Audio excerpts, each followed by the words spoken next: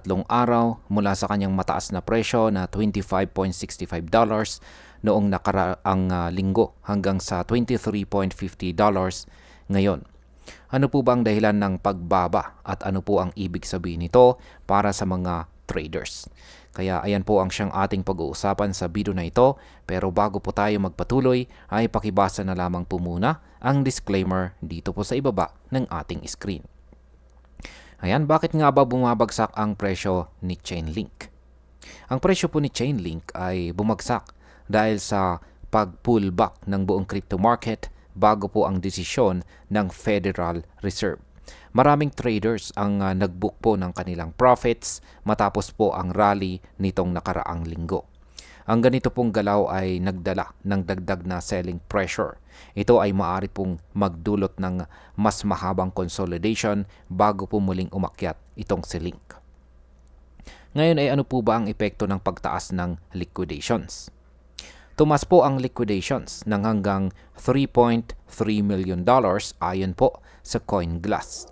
Ang pinakamataas mula noong September 1. Kapag maraming positions ang naliliquidate, nagiging mas malakas ang pagbibenta at mas bumababa ang presyo.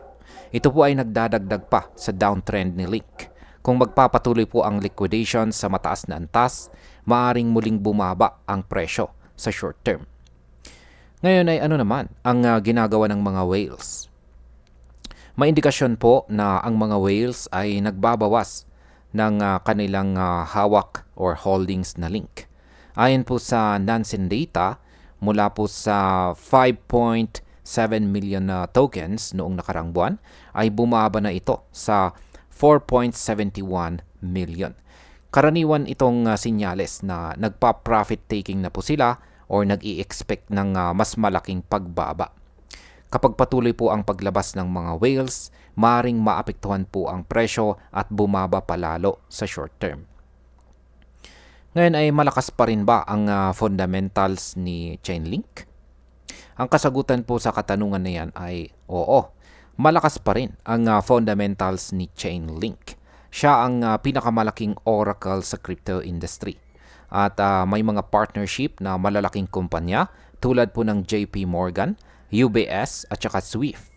Bukod dito, nag-iipon po siya ng Link tokens gamit ang kanyang on-chain at saka off-chain fees na umabot po sa $6.5 million. Ang mga fundamentals na ito ay nagbibigay po ng long-term value para kay Link kahit na bumababa ang presyo ngayon. Ano naman ang sinasabi ng technical analysis dito?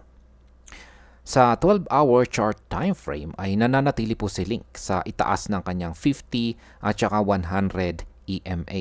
Ayan po yung kulay violet at saka kulay blue na linya na nakikita natin dito sa chart.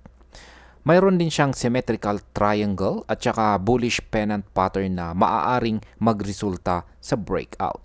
Kung mangyari ito, maaari siyang bumalik sa kanyang high nitong nakaraang buwan na $27.83.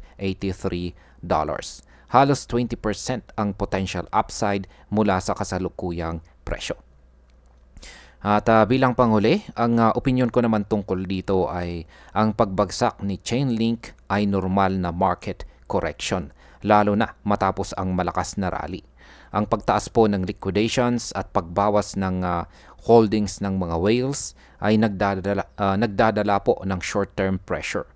Pero habang nananatiling malakas ang fundamentals at nakikita ang bullish pattern sa chart, posibleng ito ay maging magandang pagkakataon para sa mga naghahanap ng entry bago ang susunod na pag-angat ni Link.